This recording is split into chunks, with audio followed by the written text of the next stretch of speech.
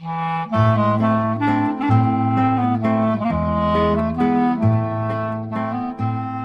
to Couples Therapy in 7 Words. I am your co-host, Judy Alexander, and I'm here with my husband, Dr. Bruce Chalmer. Well, hello, Judy. Hello, viewers and listeners. We are so excited. Oh, very excited. Very excited. We have a bunch of things, well, actually 2 big things, one medium thing and one great big thing to tell you about today. So I'm going to start with the medium thing. Okay. You know how we've been saying for weeks now, the website's being worked on. Well, guess what? The website has been worked on. It is up. It is running. It is beautiful. Please go there. It makes it easy for you to access all of our past episodes. It makes it easy for you to send us a message, like a suggestion. ctn7.com. Did That's we give the the one. name? That's right. For people who are just listening, That's ctn7.com. right, ctn7.com. Yep. People That's who are the watching. website when you say the website. The website, ctn7.com. Yes, That's the our one. new That's website. the number 7, ctn7.com. And when you go there, as I say, it's really easy to use, and so we hope you will do that. Right? You can write into us. You could put your suggestions down. You can find out how to buy. Our merch. Let's mention our merch. Well, our merch, yes. Yes. We have our beautiful merch, our Couples Therapy in 7-Word mugs and t-shirts. That's our right. mugs come in 2 different sizes with our beautiful logo on one side and our beautiful motto on the other side. Be kind, don't panic, and have faith. Those are our 7 words. The 7 words of the title of the podcast. So all of that, please just go to ctn7.com. The other super big important thing we're going to announce, super exciting, is the release of my new book. It's not about communication. Why everything you know about couples therapy is wrong. And those of you watching this video are seeing us hold up a copy. We each have a copy in our hands. That, by the way, is to suggest that, gee, they both have a copy. I need a copy too. Absolutely. So, Everybody needs a little copy. subliminal suggestion there. Just I like to be transparent in how I work. Absolutely. Everybody does need a copy. And look, I think it's a darn good book, by golly. And I hope you will think so too. And you can get that book by going to ctn7.com/books, or if you just go to ctn7.com, you'll see there's a books tab. That will take you right to a place that will have a buy now button right looking at you. And I hope you will do that. And one of the things you can do, by the way, if you go to that buy now button, I will say you're not committing to buy it when you press the buy now button. That'll just take you to the sales page, and you can look inside. You know how they have that? It's not up on Amazon yet. It will be in a few weeks, but it's up on its own page now, and you can do the look inside thing, and you can actually read the entire introduction. But we're going to talk about that today. But that is exactly what we're going to talk about. So before we do that, we are going to show you a fun little video. What is it, 3.5 or 4 minutes, something like that. A fun little video that I made, and you'll see why I had fun with it. It's one of those doodly things, Anyway, you'll see. And if you're listening, you don't really have to see it, although, you might want to check it out on the website later when you're not listening. That's because right. you can, you'll get the gist of it just from listening to it. Yeah, and actually, it does have some fun video stuff. It has some fun video. And actually, I want to mention that, it's easy to see that if you happen to be listening. If you go to the aforementioned books page, ctn7.com/books, and you scroll down a little bit, you will see that that video is there. So you can check it out later if you happen to be just listening to this. And even if you are just listening to it, it's all narrated.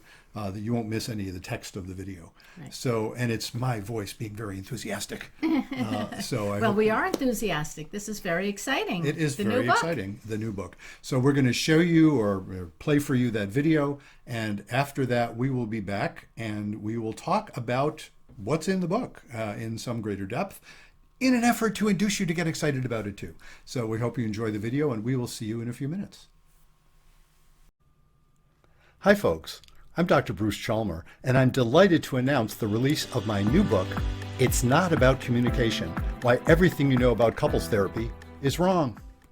If you're in a relationship and you want to make it better, or if you're a couples therapist yourself and you want to help the couples you work with, then you need to read this book. I've been a couples therapist for 30 years, and I'd guess about 2/3 of the couples who come to see me start off with some variation on this theme. We need some tools to communicate better. Every time we talk about, insert pretty much anything here, we end up in a screaming fight or a 2-week silence, or a screaming fight followed by a 2-week silence. Can you give us some rules to follow so we can communicate better with each other? And even the couples who don't lead with communication issues, maybe there's been infidelity or some other catastrophic event, even those couples are looking for ways to communicate about it better. Everybody thinks it's about communication. And there are shelves full of books and hours of YouTube videos and legions of therapists who will happily teach you rules and procedures for communicating better in your relationship. After all, if you learn to communicate more effectively, you'll have a more fulfilling relationship, right? Well, wrong. The problems you're having are almost always not about communication. And if you think couples therapy should give you tools to communicate better, you're wrong. And if you're a couples therapist who teaches those tools, you're not helping much. In fact, if you focus on practicing rules for communication, you're probably making things worse, not better. As you'll see in my new book, the relationship problems you're having aren't because you need better communication skills. The problem isn't how you're communicating. The problem is what you're communicating. You're already very skilled at communicating what you're feeling and thinking. You may be misinterpreting what your partner is communicating and vice versa, but it's not because either of you lacks skill, and rules won't help. I wrote this book to show you not only what doesn't help, but what does help in couples therapy. You'll learn why practicing communication rules and techniques is wasting your time, how a simple 7-word formula can guide you toward healing, growth, and passionate connection, why a mindset of faith, not necessarily religious, is the key to successful couples therapy, how to decide if your couples therapy is helping, and what to do if it isn't, why ideas open possibilities and ideologies shut down possibilities, and why that's important for couples therapy, why your therapist's advice is probably useless and what you really need from your therapist, why couples therapy is a lot like improv theater. You won't find psychological jargon in this book. I wrote it in a relatable, easy to understand, and sometimes irreverent style. It's for intelligent, thoughtful adults who want to be active in their own healing and help others to do the same. The book is It's Not About Communication, Why Everything You Know About Couples Therapy is Wrong, by me, Dr. Bruce Chalmer. You can get it anywhere books are sold. It's available in paperback, ebook for any device, or as an audiobook. Just go to my website, brucechalmer.com, for more information. Get this book today and give it to your couples therapist. Well, we hope you enjoyed viewing or listening to that promotional video for the book, and that it has whetted your appetite so that you will order it and read what it actually says. And we're going to talk about what it actually says. Before we do that, I want to mention, just mostly because I just love Judy, giving Judy credit for things that she richly deserves. We're holding, for those of you not watching this, we're holding up the book again, and that beautiful cover, that eye-catching beautiful cover that just really expresses what this book is about so well. It was Judy's idea to have that design. Now, neither one of us happens to be an artist, so we had book designers that, cover designers working on this. And they did, I think, a bang-up job. They did a great job. They did. They brought our vision to life. They did, and I hope that's what you'll find when you see the book. It'll look good on your shelf, whether or not you're reading it. So that's another reason to get it. Get it as artwork. Looks a little bit like Roy Lichtenstein's work. It does. It does. Yeah, that's in that sort of style. Yeah. So let's talk about the book. Let's talk about the book. Yeah, why don't you ask me questions about the book, and okay, I'll so try you and answer said them. it's not about communication. Yeah. Why everything you know about couples therapy is wrong. Well, first of all, who is this book for? Great question. This book is for, and sorry for the repetition of some of the stuff in the video, folks, if you've just heard the video. Yeah, it's for anybody who's in a couple and wants to improve your couple relationship, especially, I would say, if you're either in couples therapy or considering couples therapy, or you've done couples therapy. You'll find it interesting if you're a consumer, so to speak, of couples therapy. And also, it's for couples therapists. A lot of the subtitle there, why everything you know about couples therapy is wrong. A lot of the stuff that I talk about, a lot of the myths that I bust, one of the chapters is called Busting Myths About Couples Therapy. They're not, I didn't just hear about those myths from the folks I work with, the couples. I heard about that from other couples therapists. Yeah. And with all great respect for my colleagues, some of what people know, quote unquote, about couples therapy is wrong. I'm going to give away the zinger of the book right now, even though, spoiler alert, it's not that big a spoiler.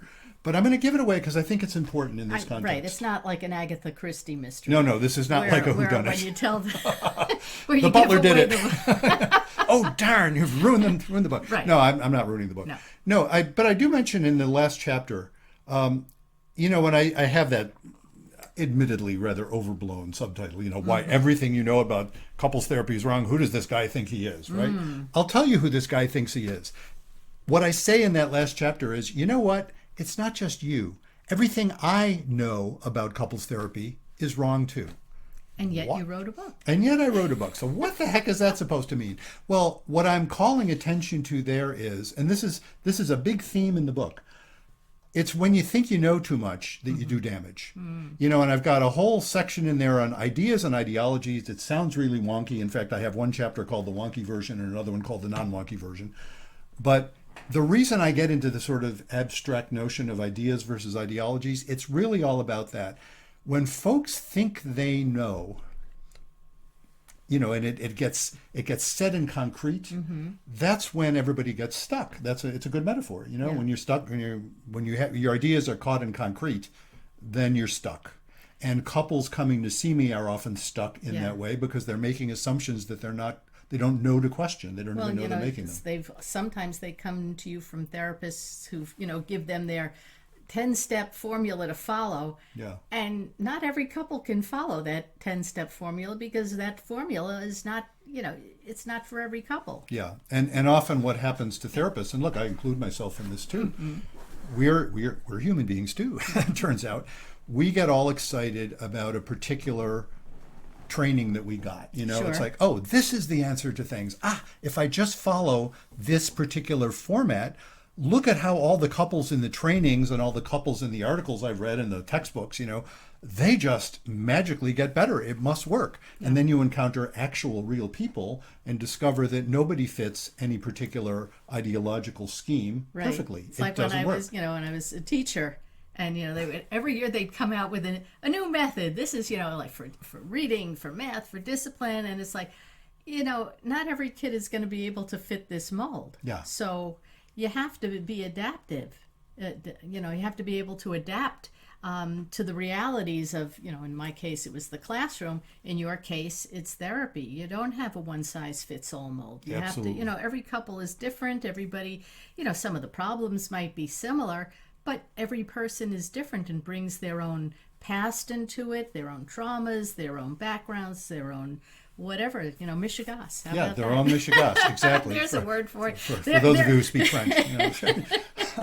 But no, it is so interesting that's a lot of what, when I talk about it's not about communication, that same subtext is there. When I say it's not about communication, look, yes, it is sometimes. You know what I mean? Sometimes it's like someone literally has a communication issue. We've talked about that with neuroatypical people that, actually do have communication issues. Yeah, that does happen. But often what happens when, again, a well-meaning therapist, such as me, I'm not separating myself from the crowd here, a well-meaning therapist, we have our favorite ways of thinking, and we think, just follow these rules and it's going to work, right? Because it just so makes sense, because we understand it and we know, and so we'll give the rules, say, well, if you just do this when that happens, and the trouble is the rules don't work when you're in a panic. Yeah. Because you're the part of, everything is fine until, and I get people asking me this. They'll say, all right, can you give me some rules to follow when I'm freaking out?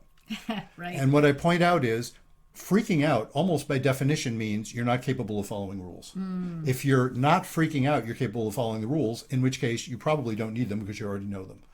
Do you know already not to be horrible to your partner? Do you know not to insult them? Do you know not to scream and yell and stuff like that? Of course you already know that. Yeah, but when you're in the middle of it, that's what you're doing. That's what you're doing, and you're doing it. Oh, wait a minute. Wait, rule number 2. Yeah, exactly. Never works. Not gonna work.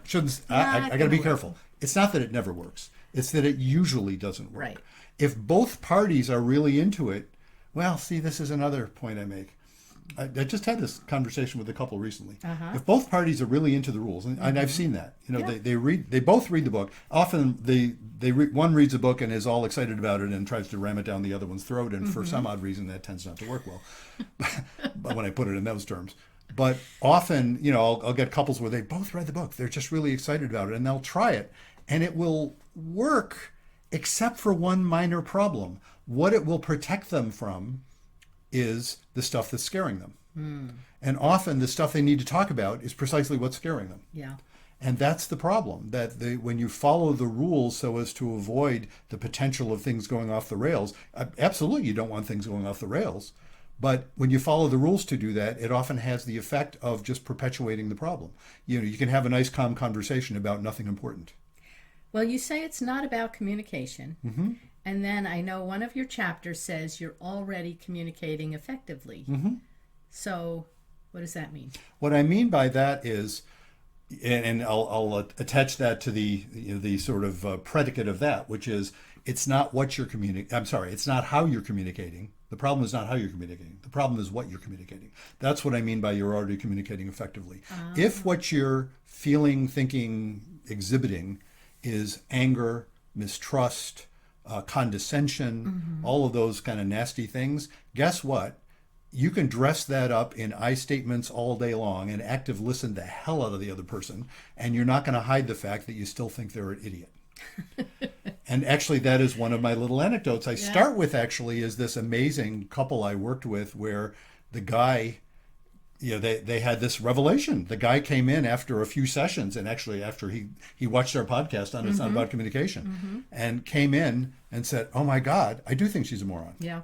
And they're both smiling. This is one of the stories I tell.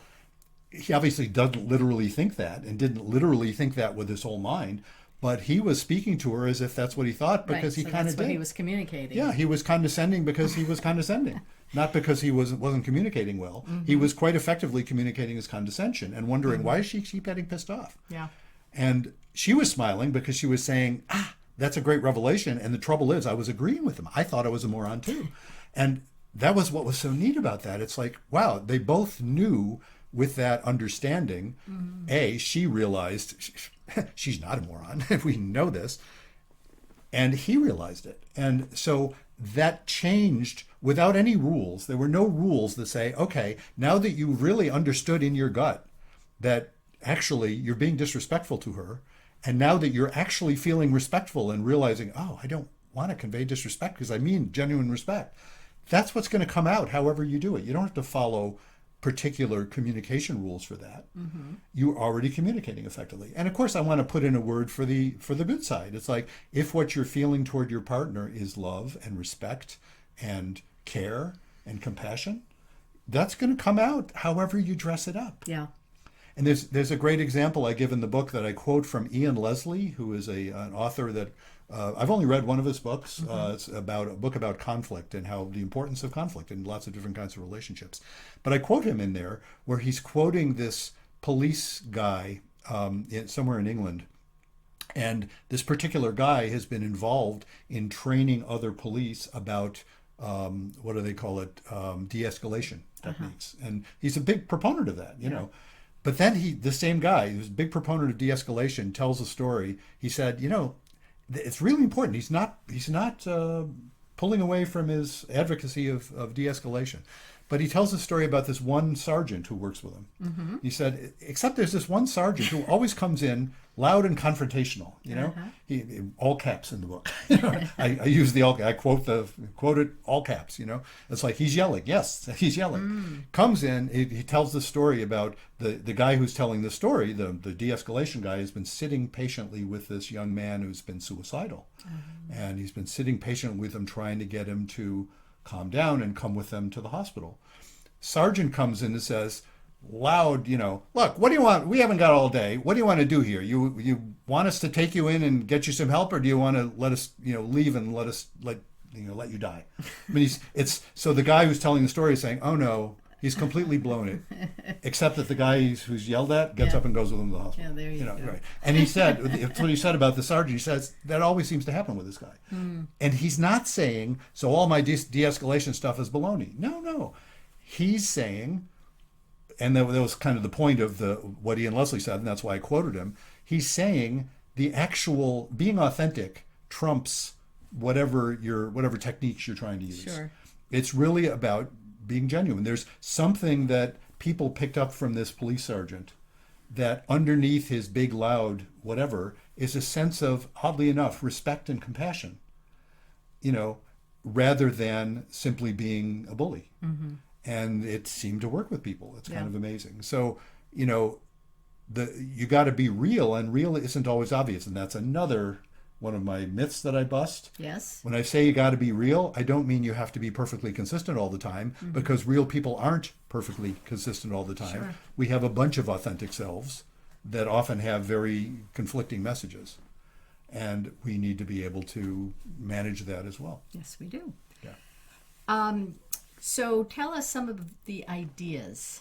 You have ideas versus ideology. So how does that play out? Yeah, I'll tell you the distinction. How do I use those terms? And I don't think this is a particularly odd way of defining the terms. I think it's a fairly common way of doing it. What I mean by ideas, I do mean ideas in a very broad sense. Mm-hmm. Ideas, they're not just mental events. I mean it in a very broad way. It's like you're exposed to experiences that open you up. Okay. My immediate thought about that is seeing the Grand Canyon. That's a grand idea. That experience was beautifully, opening up to me. I saw things I'd never seen in my life, the likes of which I'd never seen. Ideas are like that. A good intimate conversation is like that. You're hearing things from someone, and you're not them, and you're open to what they're saying, and they're being honest too, and it's opening up more ideas. When you have people, even if they're disagreeing, if you have people actually communicating and hearing each other, they will generate ideas neither one of them would have generated. That's what an intimate conversation will do. That can happen in the political sphere. Mm-hmm. It doesn't much, but it can, in theory. Ideologies are when ideas harden into dogma. So if we're having an argument, let's use the term, if we're having an argument based on ideas, mm-hmm. You think one thing, I think another, okay. But we're listening to each other. We're actually taking in what each other is saying. Then what comes out of that is more ideas. If, however, I'm ideological, if I cross over into ideology, I'm not listening to your ideas, I'm defending mine. Mm. And therefore, what I have to do with people who oppose the ideology is oppose them. And you see this, of course, in politics in in many places in the world, politics have become very ideological. I am happy to say not exclusively. There are some pockets here and there where people can actually listen to each other. But when things become ideological, it gets hardened. Yeah. And it is the opposite of actually generating new ideas. So bringing it a little bit more local to a couple. Yes. You might have very different parenting styles. Yeah, a great example. Yeah. And, that's often a source of conflict where one parent will say, well, this is what we have to do to our child to punish him because, he's not finishing his food. Yeah. And the other one will say, oh, let's just give him something else. Yeah. And, the styles clash. Well, so if you're so set in that, in not hearing each other and coming up what's best for the child, you're more set in, I'm right, and then nobody. Who's losing? Yeah, your child is the one who's losing, and you're getting angry with each other because you're not listening to each other. You just get more set in your ways. Yeah, precisely, and that's a great example, and all sorts of parenting things. Mm-hmm. If you then go online, save us from social media. You then go online and you discover that whichever side you're on is completely right. This is what my mother's group on Facebook says. Exactly, and moreover, the other side is evil. Yeah, and that's how you get the phenomenon of people not merely saying, "Gee, I don't agree with you." What comes to mind on this is the vaccine arguments. Exactly. Do we want to go there? No, I don't think we do. But I will say, it gets polarized and becomes very extreme very quickly. Yeah. And let's get back to the couples. Well, actually, I mentioned that one because it's come up with couples. Yeah, sure. But the parenting thing is a great example where, and it's not merely saying, gee, I think if we keep giving him other stuff, it's probably a bad idea. Mm-hmm. That's an idea. It's like, what do you think? We're talking ideas. If it's like, oh my God, you realize you're destroying our child by spoiling him that way. Yeah. And we mustn't let that happen, and then they treat each other as enemies. And, that phenomenon where a parent starts feeling like the other parent is threatening their child's welfare. Sure. That's what panic is for. It's like Mother Bear, and you don't want to go there if you actually want to be able to cooperate. And it's so interesting. So much of what I do with couples when they're in that ideological place is try to invite them to recognize that this probably isn't as crucial as they think it is, because the vast majority of parenting decisions aren't nearly as crucial as you think they are. And I'm not saying, I don't mean, I'm not saying, oh, it doesn't matter what you do. What I do say often is, as long as you're, well this side of abuse and well this side of neglect, do you know what I mean? As long as, and that's a lot of territory. That's a lot of stylistic territory. Then you're not going to mess up your kid too much. I like to quote Philip Larkin's poem. I'm not going to do that because we usually keep the language on this, PG. Yeah. But it starts, they F you up, your mom and dad. If anybody who wants to Google it, it's called This Be the Verse by Philip Larkin. I love that poem. I quote it. I recite it. It's a short poem. I recite it for couples frequently. People must be thinking, what the heck kind of therapy does this guy do? Well, that's what kind, because the kind where you listen to each person and what they have to say, and validate that their opinions matter. And that's a good segue into, I'm saying it's not about communication. So what the heck is it about? Well, I have a chapter. It's introduction isn't counted. So 1, 2, 3, 4. It's chapter 5. Chapter 5. Yeah. So it's, you want to tell people the title of chapter 5? It's Chapter 5. It's about faith. That's what it's about. It's about faith. So we better talk about that. Okay, Because let's talk about faith. Underlying this whole idea that it's not about communication and what you know about couples therapy is wrong because knowing is the problem, is the notion of faith. And faith is a mindset. And I came upon that. It's not like I obviously did not invent that term, but I made that connection between faith and mindset as I was writing this book, actually, and encountered stuff. And you as an educator, and all the educators out there, I'll bet you've heard about this stuff. Now, of course, where you were in the public schools, you had left the public schools and were working as a synagogue, principal of synagogue school. Sector. Before this really took hold in the public schools. But the whole mindset thing goes back to a psychologist named Carol Dweck in the mid-aughts. I think she published this big book in 2005, 2006, somewhere in that time frame. And what she was writing about was the notion of comparing two different kinds of mindsets. And by mindset, the term sort of suggests what it means. It's like your orientation to how things work, your general orientation. A good way to say it. Yeah. And especially in terms of your view of how does one overcome problems, So she distinguished between these two styles. One is called a fixed mindset and the other is called a growth mindset. And a fixed mindset, and I like to use my own example, I used it in the book actually, when I go around saying, as you have heard me say so many times, I said it earlier, I said, we're not artists, What I say of myself is, it's not just that I'm not an artist. I suck at drawing. I just suck at drawing. It's all I can do to draw, right? That's a fixed mindset. I'm stating that it is a characteristic of my genetic makeup or something, I came out of childhood like, yep, one thing I know about myself is I cannot draw. Don't even try, That's a fixed mindset. A growth mindset, I actually exhibited this a little bit in my mid 30s, I think it was. My kids were little, and I came upon the book Drawing on the Right Side of Your Brain, and that book was written for folks like me. It was written for people who you think you can't draw. Turns out you don't know how to see in ways that will let you draw, and I was just so intrigued by that. And I love things that bust myths, and paradoxes, even my own, Yeah. So I actually gave it a shot. I took the ideas that were there, and I remember I copied a bunch of drawings by Robert McCloskey out of the book Make Way for Ducklings. Love that book, folks. There's another plug for you. Great book, and beautiful artwork, and they were plausible copies. Do you know what I mean? It's like, because I learned how to see, instead of, I wasn't looking at a duck, I was looking at the lines on the page. That's what you have to learn how to do. And so that was a growth mindset. And when I use the word faith, and I said this in my previous book, Reigniting the Spark, and I say it in this book as well. When I use the word faith, I mean it in this sense. Faith is when you accept that reality is right to be what it is.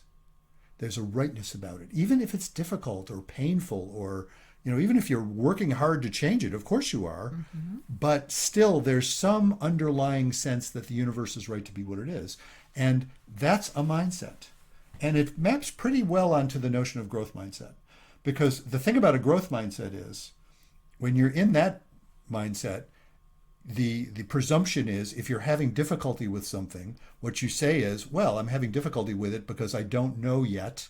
I haven't grown. I haven't learned yet what I need to learn to do that better. And if I put in some effort, I'll bet I can learn it. That's a growth mindset. The big thing that Carol Dweck pointed out was, this is teachable. That growth versus fixed mindset is teachable. You might remember hearing a lot of stuff around that time. We're talking, 15, 18 years ago, where people were saying, yeah, don't praise your children for being smart. Praise your children for working hard. Yeah. Because that's the point. It's like, wow, you had a hard time on a math test, and but I see you, look at how much effort you put into that. If you put in some more, I'll bet you'll do better. And wow, look at the effort you put into that to go from a C to a B. That's so cool. As opposed to saying, why didn't you get an A? There's that. Or when you get an A, it's like, oh, you're really smart. Yeah. Which just implies, well, you don't have to work. And that can be, it's funny, I experienced that. I was one of those, annoyingly smart little kids in certain areas. And I think that's associated with why I had this mindset about drawing.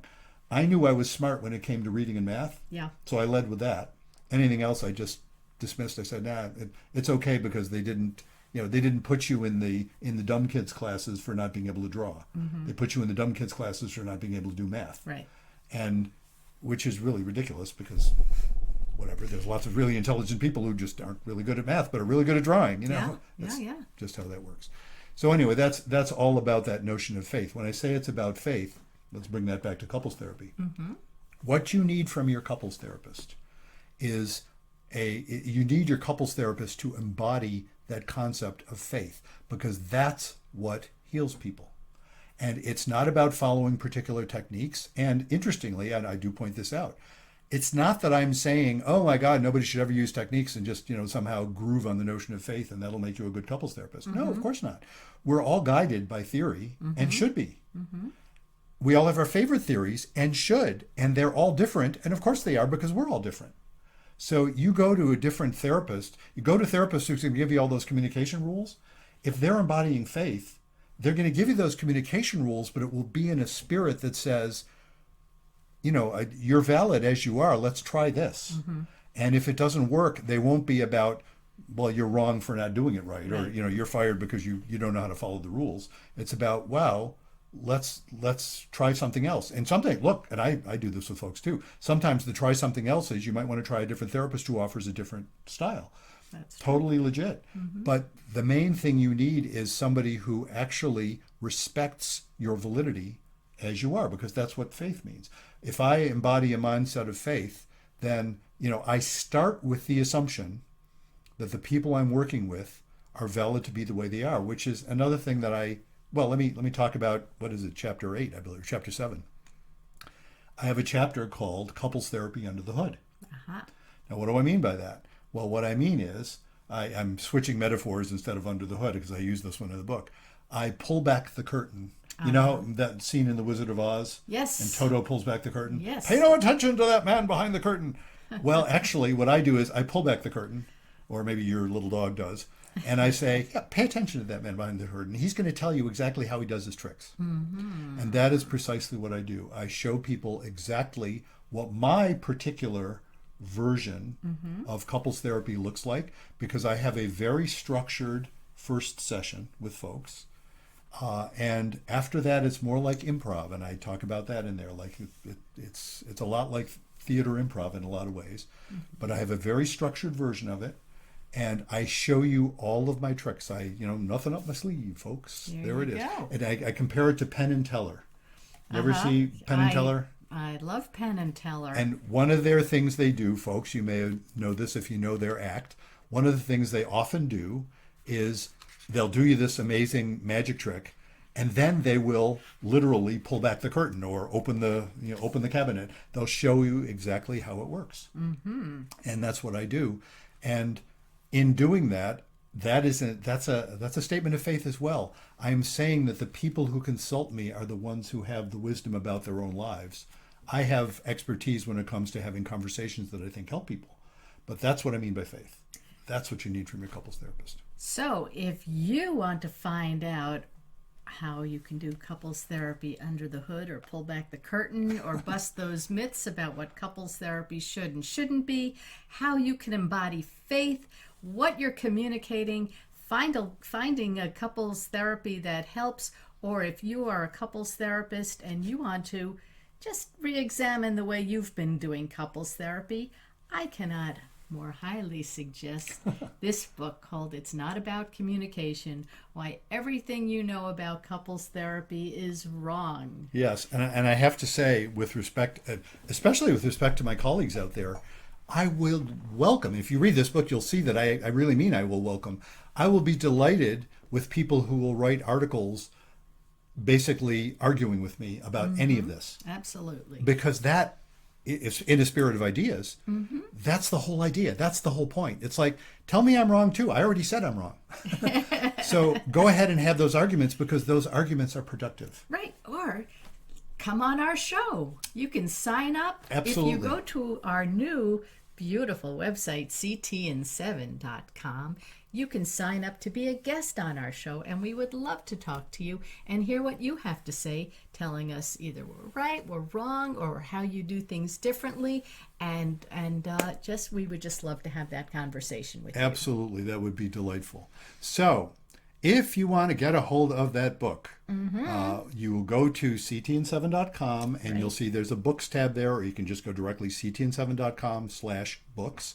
That will take you to a page, and that has the buy now information right there in front of you. Also, that video that we showed you earlier, that's on that same page as well. So if you're listening and you want to see it, you can go to our website and take a look. And we hope you will do that. It is available now in paperback. It will be available as a ebook in any format. Initially, it'll be on the Amazon site on Kindle. You know, the way you do these things is you do these promotions. Mm-hmm. So there will be a promotion on Kindle. That the Kindle version and the audiobook version should be available by then as well. Will be available on January 15th of 2023. But the paperback's available right now. You can get a hold of it right now. On ctn7.com. On ctn7.com. We look forward. That's the only place it's available right now, we should say. Right? Sort of, kind of. Okay. Yeah, I mean... Well, it's not on Amazon yet. It's not at Barnes & Noble correct, yet. So yeah. it hasn't been released. You may see some advertising for it, actually, that will basically take you to the page when you press Buy Now. It'll take you to that page. Okay. But that's the way... That's an easy way to get there, and so that's what we're telling you. Perfect. So, what else should we tell people about? I think we've covered what we need to cover. I think we've covered everything we need to cover, so that's the important thing. Website, new book, here we are. Here we are. And so until next time... Remember, be kind. Don't panic. And have faith.